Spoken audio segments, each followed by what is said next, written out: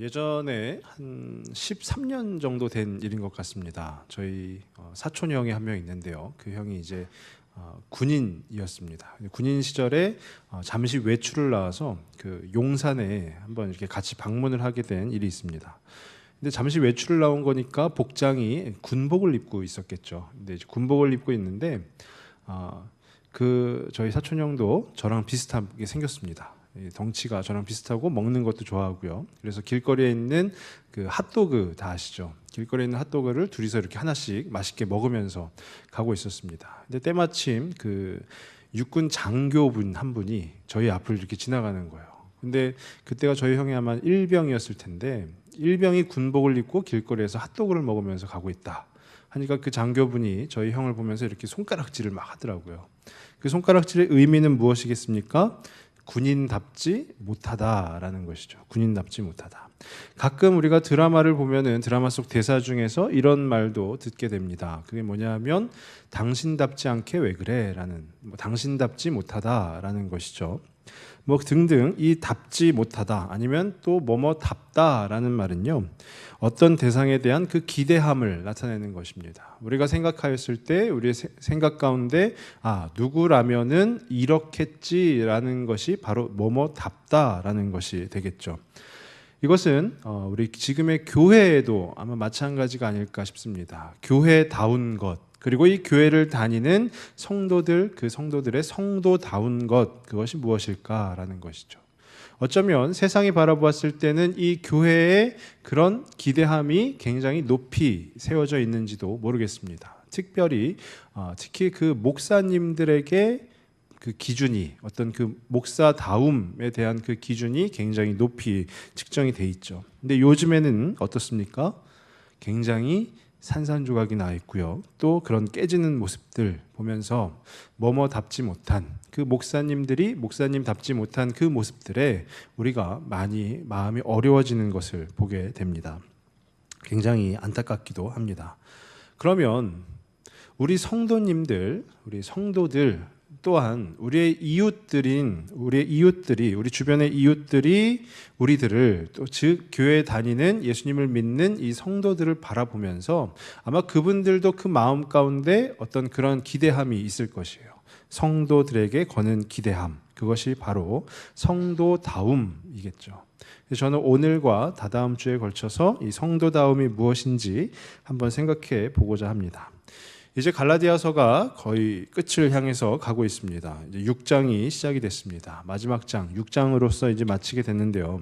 바울이 이제 정리를 합니다. 근데 그간의 내용을 저희가 한번 살펴보면은요, 갈라디아 지역 교회의 성도들에게 바울이 편지를 쓴 것이죠. 근데 편지를 왜 썼냐 하면 이 갈라디아 지역에 그 성도들에게 율법주의자들이 자꾸 현혹하는 것이에요. 율법주의자들이 옆에 나타나서 자꾸 말을 하는 것이에요. 뭐라고 말을 하냐? 할례를 받으면 구원에 이르게 된다라는 이야기를 하는 것이죠. 근데 할례를 받아야 구원받을 수 있다라는 것에 대해서 바울이 뭐라고 얘기를 하죠? 무슨 그런 말도 안 되는 소리냐라는 거죠.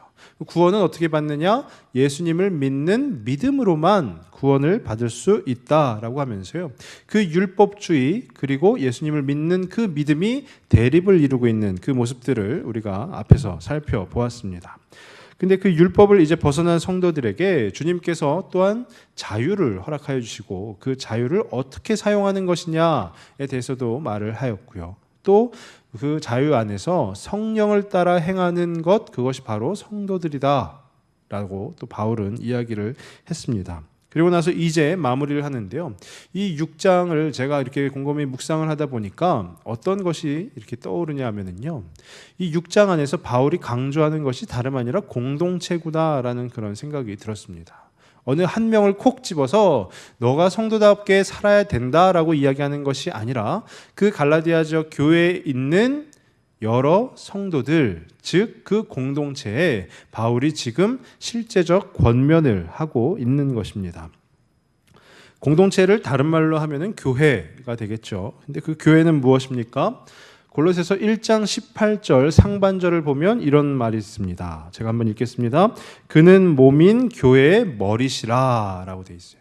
그는 몸인 교회의 머리시라. 여기서 그는 누구죠? 예수 그리스도를 말하는 것이죠. 그러니까 예수 그리스도는 몸인 교회의 머리이시다라는 것이죠. 그리고 또 에베소서 1장 23절 상반절에도 이런 말이 있습니다. 교회는 그의 몸이니. 어떻게 보면 동일한 말인 것이죠. 그래서 이로써 교회가 무엇이냐라고 한다면은 교회는 그 예수님이 머리가 되시고 그의 몸된 성도들의 공동체, 그것이 바로 교회라는 것이에요. 예수님이 머리로 계시고 한 세 사람이 나오는데 그 성도들이 누구냐? 바로 그 몸의 각 지체를 이룬 것, 그것이 바로 교회다라는 것입니다. 이를 통해서 알 수 있듯이요, 교회는 성도들로 이루어진 것입니다. 교회는 어떤 세상에 있는 여러 사람들로 이루어진 것이 아니라 바로 그 주님을 나의 구주로 영접한, 나의 구주로 믿는 그 성도들이 모여서 이루어진 것이 바로 그 교회라는 것이에요. 그러면 그 성도는 누구입니까? 우리가 그 목자와 양의 비유를 통해서 한번 보면은요, 요한복음 10장 4절 말씀 제가 한번 읽겠습니다. 요한복음 10장 4절에 이런 말씀이 있습니다. 자기 양을 다 내놓은 후에 앞서가면 양들이 그의 음성을 아는 고로 따라오되. 우리를 예수 그리스도를 믿는 성도들을 목자와 양에 비유하였을 때요, 이 요한복음 10장에 양의 우리 비유 가운데 나오는 것이 뭐냐? 목자가 이제 양의 우리에 들어가서요, 양의 이름을 한 명은 아니죠, 한 마리 한 마리 이렇게 부릅니다. 그러면 그 양들이 뭐라고요? 목자의 음성을, 그의 음성을 아는 고로 따라가는 것이에요. 그러니까 즉 성도는 누구냐라고 하였을 때 바로 그 예수님을 따르는 자들이 성도들이라는 것입니다. 예수님을 따르는 자들이 바로 성도들. 그러면 그 예수님을 따르는 자들인데 어떠한 그 따름이 있느냐? 그리고 그것이 무엇입니까? 바로 예수님께서 먼저 가신 그 길을 따라가는 자들이 바로 성도들이라는 것이에요. 그러면 오늘 말씀의 제목이 성도다움인데요, 이 말씀의 제목처럼 성도다운 건 또 무엇이냐라고 했을 때 오늘 이 본문 가운데 사도 바울이 두 가지 예를 들고 있습니다. 그 두 가지 예를요, 짐을 지는 것, 그러니까 우리가 무거운 짐이라고 하는 그 짐을 짊어지는 것에 비유를 하여서 두 가지로 그 성도다움이 뭔지를 권면을 하고 있습니다. 그것이 첫 번째는 뭐냐? 너희가 서로 짐을 지라라고 나와 있어요. 너희가 서로 짐을 지라. 두 번째는 뭐냐? 각각 자기의 짐을 지라라고 되어 있어요. 그러니까 짐을 지는 것으로 두 가지로 비유를 하고 있는데, 하나는 서로 짐을 짊어지는 것이고요, 두 번째는 각각 자기의 짐을 짊어지는 것, 그것을 통해서 성도다움이 뭔지, 그 성도들에게 바울이 마지막으로 권면하는 바가 무엇인지 오늘 한번 살펴보기를 원합니다. 먼저 첫 번째로 너희가 서로 짐을 지라라는 것이, 너희가 서로 짐을 지라. 2절 말씀, 오늘 본문 2절 말씀을 우리 다시 한번 같이 읽겠습니다. 너희가 짐을 서로 지라, 그리하여 그리스도의 법을 성취하라. 아멘. 너희가 짐을 서로 지라, 그리하여 그리스도의 법을 성취하라 라고 되어 있어요. 이 2절 말씀만 보면은요, 이 짐이, 우리가 서로 짊어져야 되는 이 짐이 무엇인지는 정확하게 알기가 어렵습니다. 그런데 중요한 것은 2절 말씀에 뭐라고 나왔냐면요, 그 서로 짐을 지라, 그리하면 어떻게 된다고요? 그리스도의 법을 성취할 수 있다라는 것이에요. 그러니까 짐이 무엇인지는 아직 확실히 모르지만 그 짐을 서로 짊어지게 되면 그리스도의 법을 성취할 수 있다라는 것이에요. 그러니까 갈라디아서 앞부분에 율법과 그 예수 그리스도를 믿는 믿음의 그 대조, 이 부분을 기억을 한다면은 그리스도의 법이 무엇입니까? 율법을 완성하러 이 땅에 오신 예수님께서 우리 가운데 주신 법, 그게 바로 그리스도의 예수의 법인 것이죠. 우리 한번 그 그리스도의 법에 대해서 살펴보기 위해서 말씀을 한번 좀 같이 찾아보았으면 좋겠습니다. 마태복음 22장 35절에서 40절까지의 말씀입니다. 마태복음 22장 35절에서 40절까지의 말씀입니다.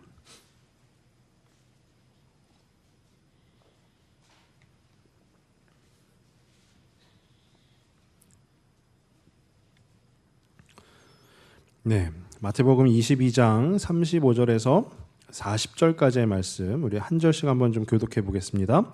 그 중에 한 율법사가 예수를 시험하여 묻되 예수께서 이르시되 내 마음을 다하고 목숨을 다하고 뜻을 다하여 주 너의 하나님을 사랑하라 하셨으니 둘째도 그와 같으니 내 이웃을 내 자신같이 사랑하라 하셨으니 아멘. 네, 여기 보면은요 구약 율법 중에 으뜸이 무엇이냐라고 하였는데 바로 하나님을 사랑하는 것이다. 어떻게요? 마음을 다하고 목숨을 다하고 뜻을 다해서 그 주 여호와 하나님을 사랑하는 것이다 라고 나오죠. 이게 신명기에 나오는 말씀입니다. 근데 또 그 둘째도 예수님께서 말씀하여 주시는데 그 둘째는 무엇이냐? 내 이웃을 내 자신같이 사랑하라 하신 것이죠. 그런데 이것을 어떻게 사랑하느냐라고 보면은요. 요한복음 13장 34절에서 35절 말씀 제가 한번 읽겠습니다. 새 계명을 너희에게 주노니 서로 사랑하라. 내가 너희를 사랑한 것 같이 너희도 서로 사랑하라. 너희가 서로 사랑하면 이로써 모든 사람이 너희가 내 제자인 줄 알리라. 아멘. 그러니까 새 계명을 너희에게 주노니 너희가 서로 사랑하라라는 것이에요. 그러니까 하나님을 사랑하고 내 이웃을 사랑하라. 근데 이웃을 사랑하는 데 있어서 어떻게 사랑하느냐? 요한복음 말씀에 보면 내가 너희를 사랑한 것 같이 너희도 서로 사랑하라라는 것이에요. 근데 그렇게 사랑하면 어떻다고요? 이 세상이 모든 사람이 너희가 내 제자인 줄을 알게 된다라는 것이에요. 이게 지금 이 갈라디아서 6장 2절에 나와 있는 그리스도의 법이라는 것이에요. 그러니까 한마디로 얘기하면은요, 서로 사랑하는 것, 주님이 나를 사랑하신 것 같이 내가 나와 함께 있는 이를 사랑하는 것, 그것이 바로 그리스도의 법, 성취가 되는 것입니다. 그러면 짐이 무엇이겠습니까? 서로 짊어져야 되는 짐이 서로 사랑하는 것이 되는 것이죠. 서로 사랑하는 것, 바로 그 하나님께서 주신 그 참된 사랑으로 서로 사랑하는 것이 우리가 서로 짊어져야 되는 짐이다라는 것이에요. 그것을 그렇게 짐으로 표현하였는데 그 짐을 바울이 뭐라고 또 설명을 하고 있냐면요. 오늘 본문 1절 말씀 우리 한번 같이 읽겠습니다. 형제들아 사람이 만일 무슨 범죄한 일이 드러나거든 신령한 너희는 온유한 심령으로 그러한 자를 바로 잡고, 여기까지 읽겠습니다. 그러한 자를 바로 잡고. 이제 그 짐이 무엇인지, 서로 짊어져야 되는 짐이 무엇인지 그 1절을 통해서 다시 설명을 하고 있는 것입니다. 형제들아 사람이 만일 무슨 범죄한 일이 드러나거든 신령한 너희는 온유한 심령으로 그러한 자를 바로 잡고. 이 문장 안에서요 동사가 무엇이냐 하면 바로 잡는다라는 거예요. 바로 잡고. 근데 이 바로 잡고에 해당하는 그 원어의 의미가 무엇이냐면은 회복시키다라는 것입니다. 회복시키다. 그러니까 죄에 빠져 있는 너의 형제들, 즉 그 성도들을 어떻게 하라고요? 회복시키라라는 것이에요. 그들을 회복시키는 것이 바로 우리가 서로 짊어져야 되는 짐이다라는 것입니다. 몸에 상처가 난 사람에게 우리가 어떻게 그 회복시키기 위해서 어떻게 해야 됩니까? 치료를 해야 되죠. 마음에 상처가 난 사람에게 그 상처를 치료하면 어떻게 되죠? 바로 회복이 되는 것이죠. 그래서 베드로전서 4장 8절 말씀에 보면은요. 이런 말씀이 있습니다. 제가 한번 읽겠습니다. 무엇보다도 뜨겁게 서로 사랑할지니 사랑은 허다한 죄를 덮느니라. 아멘. 무엇보다도 뜨겁게 서로 사랑할지니 이 사랑이 바로 그 공동체 안에 나타난 허다한 죄를 어떻게 한다고요? 덮는다. 근데 여기서 이 덮는다라는 의미가 그냥 이 해결도 안 된 상태로 그냥 덮어버리느냐 이게 아니라 제가 작년에 베드로전서 말씀을 나누면서 한번 설명을 드린 적이 있는데요. 우리가 연고를 바르듯이 그 상처난 부위에 연고를 바르듯이 사랑이라는 그 연고를 바르는 거예요. 그럼 그 연고를 바르면 어떻게 되겠습니까? 그 연고가 상처 부위에 스며들게 되겠죠. 그럼 그 스며들면 치료가 되는 것이고 치료가 되면 회복이 되는 것이죠. 그러니까 이 서로 짐을 짊어진다라는 것이 무엇이냐 하면 서로 모난 부분, 서로 상처가 되는 부분, 그 부분을 회복시키라라는 것이요. 그 부분을 덮어주라라는 것입니다. 근데 그냥 아무것도 안 하고 덮어주기만 하는 것이 아니라 사랑으로 그것을 치료하면서 덮어주라, 회복하라라는 것이에요. 그러면 이것이 바로 성도다운 것이다라는 것입니다. 함께 이 교회 안에 있는 이 공동체 안에 있는 이 성도들이 서로가 서로에게 그 상처난 부분, 안타까운 부분, 어려운 부분, 그것을 우리가 치료를 함으로써 회복시켜 주는 것, 그게 바로 성도다운 모습이다라는 것이에요. 그럼 반대로 한번 생각을 해보면요, 성도답지 못한 것은 무엇입니까? 서로가 서로에게 상처를 내는 것이 되는 것이죠. 서로가 서로에게 상처를 내고, 또 이 1절 말씀에 사람이 만일 무슨 범죄한 일이 드러나거든 하였는데 그 죄 가운데로 내보내는 것이요, 그냥 죄 가운데로 인도하고 죄 가운데로 보내버리는 것, 그게 바로 성도답지 못하다라는 것이요. 지금 갈라디아 지역 교회에 무슨 일이 일어난 것입니까? 갈라디아 지역 교회가 나누어진 것이죠. 어떻게 나누어졌죠? 그 율법을 따르는 할례파와, 그리고 예수님을 믿는 믿음을 강조하는 믿음파로 나뉘어진 것이요. 그러니까 율법주의와 믿음주의로 나뉘어진 것입니다. 근데 서로 나뉘어졌는데 그 나뉘어지는 특성이 무엇이냐면요, 내가 아닌 상대방이 조금 연약해지거나 아니면 그 상대방이 조금 비난을 받거나 하면 그 상대방은 어떠한 마음을 갖게 하냐면요, 우월감을 갖게 되는 것입니다. 같이 함께 한 몸 된 성도임에도 불구하고 그 성도들 안에 하나가 되지 못하고 나누어지면은요, 다른 이가 상처를 받거나 다른 이가 힘든 일을 당하게 되면 어떡하지? 내가 진짜 이 마음으로, 안타까운 마음으로 사랑으로 보듬어 줘야지라는 마음이 들기보다 이제 우월감이 드는 거예요.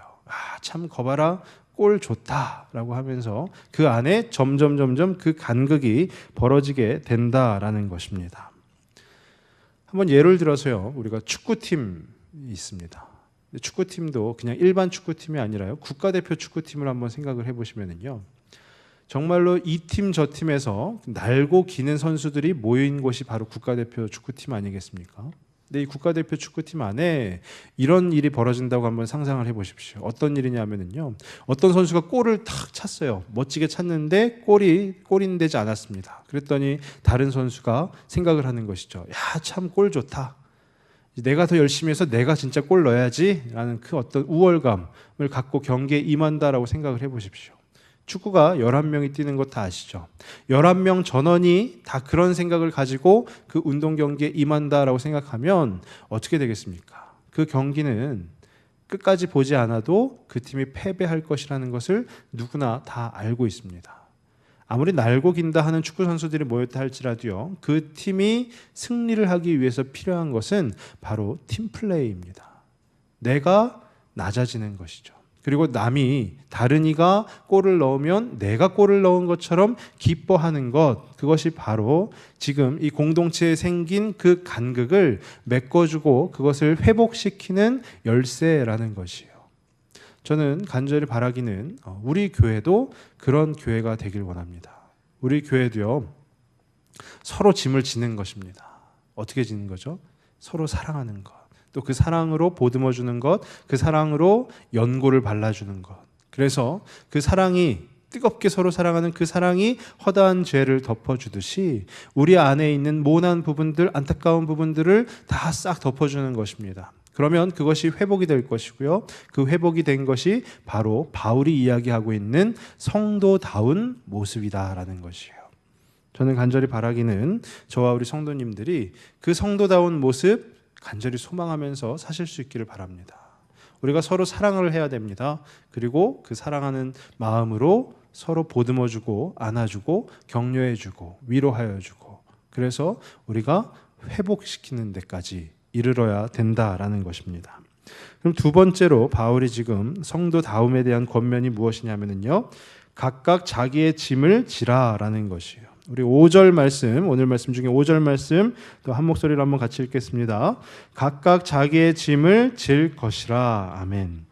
그러니까 서로 짐을 지는 것으로 끝나는 것이 아닙니다.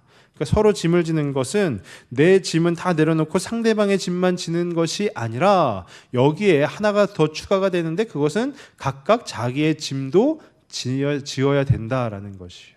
그러니까 상대방의 짐도 들어주고 내 짐도 들어주는 것이죠. 이게 한 사람의 입장에서만 보면은 굉장히 힘이 들 수 있습니다.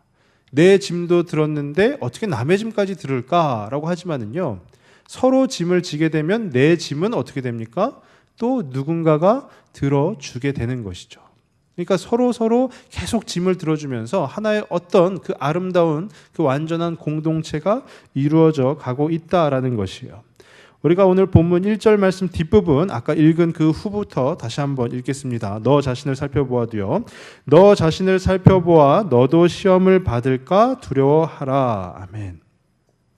여기서 바울이 말하는 것이 너 자신을 살펴보아라는 것이에요. 이 살펴보아라는 말이 뜻하는 바가 뭐냐면요. 자기 자신을 주시하라라는 것입니다. 자기 자신에게 몰두하라라는 것이에요. 근데 이 몰두, 주시 조금 단어가 어렵습니다. 이 단어를 쉽게 한번 표현하면 어떻게 되냐면요. 묵상입니다. 묵상. 우리 그리스도인들에게 주어진 특권이죠. 그것은 바로 하나님의 말씀을 또 하나님의 마음을 묵상할 수 있는 것.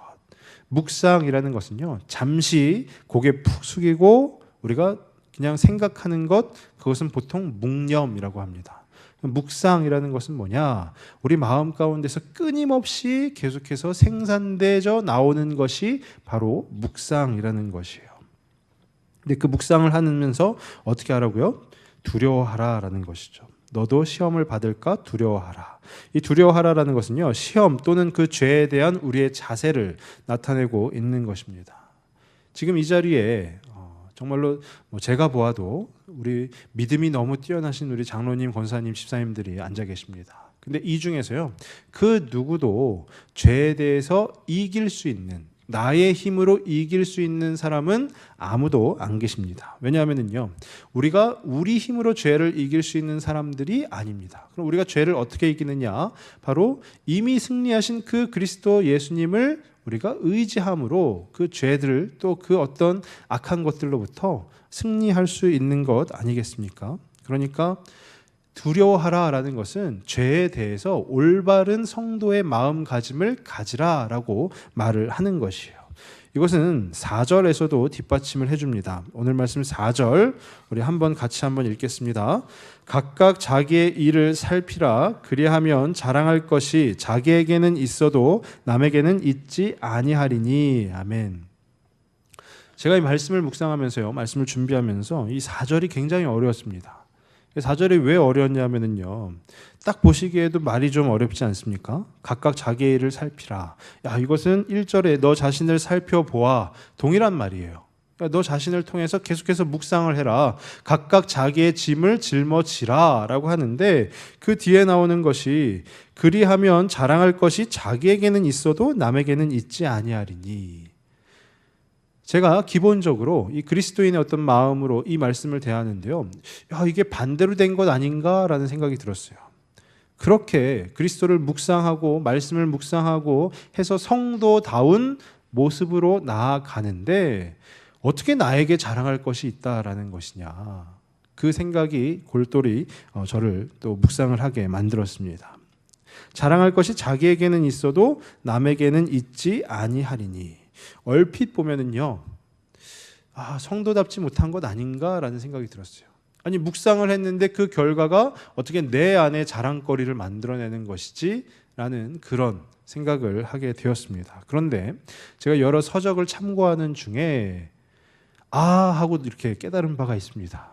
그게 뭐냐면요, 이 자랑이라는 것이 우리가 국어사전에서 보는 그 자랑, 어떤 나를 드러내는 그 자랑이 아니라 내 안에 그리스도로 말미암은 큰 기쁨이라는 뜻을 가지고 있다라는 것이에요.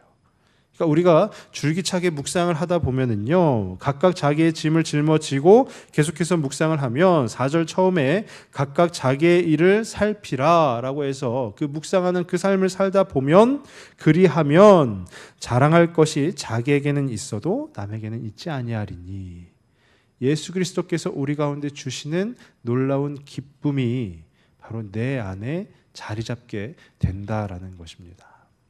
주님께서 주시는 그 놀라운 은혜, 주님께서 주시는 그 놀라운 정말로 그 하나님의 사랑이 우리 안에 자리 잡게 된다라는 것이요. 그러니까 그 자랑할 것이라는 것은 오랜 묵상 끝에 나에게 주어지는 유익, 바로 하나님의 은혜라는 것이고요. 그러기 위해서 우리는 계속해서 내 자신을 살펴야 하는 것입니다. 내 자신을 계속 그 각각의 자기의 짐을 짊어져야 되는 것이요. 왜 그러냐 하면 우리가 주님 앞에까지 자라기 위해서라는 것입니다. 에베소서 4장 15절에서 16절 말씀 제가 한번 읽겠습니다. 한번 잘 들어보시기 바랍니다. 에베소서 4장 15절에서 16절 말씀입니다. 오직 사랑 안에서 참된 것을 하여 범사에 그에게까지 자랄지라. 그는 머리니 곧 그리스도라. 그에게서 온 몸이 각 마디를 통하여 도움을 받음으로 연결되고 결합되어 각 지체의 분량대로 역사하여 그 몸을 자라게 하며 사랑 안에서 스스로 세우느니라. 아멘. 이것이 바로 교회가 어떠해야 되는가를 너무나도 명백하게 알려주고 있는 말씀입니다. 성도다운 그것이 바로 각각 서로의 짐을 지는 것, 그리고 각각 자기의 짐을 지는 것, 그리고 서로를 사랑으로 보듬어주고 안아주어서 서로 회복시키는 것, 그리고 또 하나 묵상을 통하여서 그리스도에 이르기까지 자라나는 것. 그 묵상을 통하여서 우리 안에 하나님이 주시는 그 기쁨을 만끽하고 누리는 것인데, 바울이 또 쓴 이 에베소서 4장 말씀을 보니까요, 그 우리가 꿈꾸는 그 교회가 분명하게 나아 있는 것입니다. 성도다움이라는 것은 뭐 더 여러 가지가 있을 것입니다. 하지만 오늘 본문 가운데서 살펴보면은 바로 그 두 개라는 것이에요.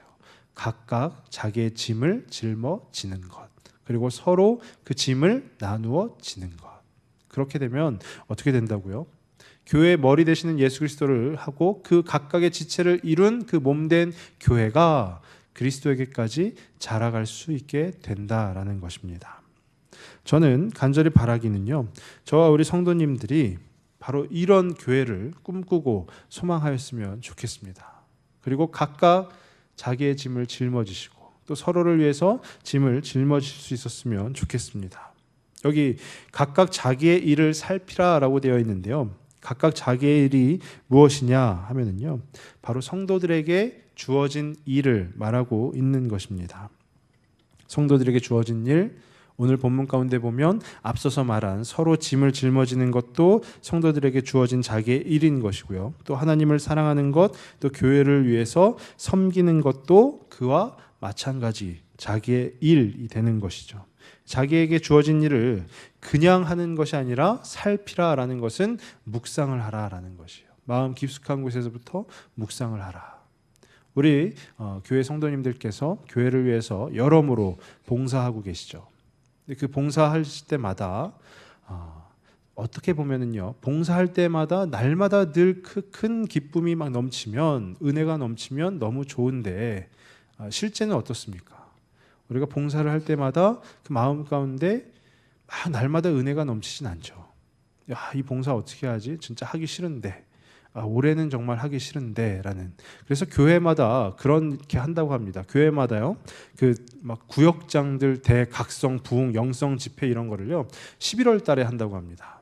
왜 11월 달에 하냐면은요, 11월 달이 되면은 구역장님들이 내년엔 절대 하지 않을 거야 라고 이제 결심을 하는 것이죠. 그러니까 그 결심을 다시 풀어버리기 위해서 11월 달에 또 우리가 주님께로 나아갑시다 하면서 막 하는 거예요. 그리고 또 이제 연초가 되면은 또 한 번 하는 거죠. 왜냐하면 올해도 우리가 한번 해봅시다라고 해서 하는 것이죠. 근데 1년 내내 우리가 너무나도 뜨거운 마음을 가지고 봉사하면 참으로 좋겠지만, 어쩌면 우리 성도님들은 아마 1년 내내 뜨거운 마음으로 하시는지는 모르겠지만 저는 1년 내내 막 뜨겁진 않습니다. 막 억지로 할 때도 있어요. 근데 억지로 하다 보면은 어떻게 되냐면은요, 그 마음 가운데 전혀 기쁨이 없습니다. 근데 기쁨이 없는 것을 제가 곰곰이 생각을 해봤어요. 제가 주일 오후 예배 때도 말씀드리지 않았습니까? 제가 작년 말부터 주님 안의 기쁨이 무엇인가, 구원의 즐거움이 무엇인가 계속해서 묵상을 했는데요. 그 묵상한 결과가 무엇이냐면요, 내 안에 그 묵상이 없는 것이에요. 내 자신을 살피는 일이 없는 것입니다. 내 자신을 살피는 일이 없으니까 당연히 내 일, 자기의 일을 행하여도 그 안에 하나님이 주시는 그 기쁨, 그 자랑할 것이 전혀 없는 것입니다. 그러니까 그냥 봉사라는 것이 어떻게 보면 시간 때우기에 해당하는 것이 되어 버리는 것이죠. 그런데 중요한 것은 지금 사도 바울이 갈라디아 지역 교회 성도들에게 말하고 있는 것은 무엇이냐 하면요, 계속해서 각각 자기의 짐을 지라라는 것이에요. 각각 자기의 일을 살피라라는 것입니다. 각각 자기 성도에게 주어진 그 일들에 대해서 묵상하라라는 것이에요. 계속 묵상하고 또 깊이 묵상하면, 그리하면 자랑할 것이 자기에게는 있어도 하나님께서 그 은혜를 허락하여 주시고 더하여 주시는데, 그 은혜가, 그 자랑할 것이 우리 안에 들어오면 그때부터는요, 우리 권사님들 슈퍼우먼이 되십니다. 네, 막 평소에는 허리 아파, 무릎 아파 막 이러시다가도요, 그 마음 가운데 은혜가 들어오면 어떻습니까? 혼자서도 김치 100포기, 200포기 하시잖아요. 안 그러십니까? 네. 제가 너무 이렇게 과한 것을 말씀드리는 것입니까? 네. 우리 성도다운 것은 무엇이냐 하면요, 그 주님이 주시는 그 은혜를 누리는 것입니다. 그 은혜를 누리기 위해서 각각 자기에게 주신 그 짐을 짊어져야 된다라는 것이에요. 저는 간절히 바라기는 저와 우리 성도님들이 그 짐을 짊어지실 수 있기를 바랍니다. 그리고 서로 그 짐을 또 들어주실 수 있기를 바랍니다. 나만 은혜 받는 것이 아니라 우리가 함께 주님이 우리를 사랑하신 것 같이 서로 사랑함으로써 그렇게 주님 앞에 나아가면 이 교회 어떻게 되겠습니까? 예수님의 사랑이, 예수님의 은혜가 가득한, 아주 넘치는, 그리고 우리 마음 가운데는 그 놀라운 자랑할 것들이 가득가득한 그런 귀한 교회가 될 줄로 믿습니다. 정말로 그런 교회, 또 우리 그런 모든 성도님들 되시길 주님의 이름으로 축원합니다. 기도하겠습니다.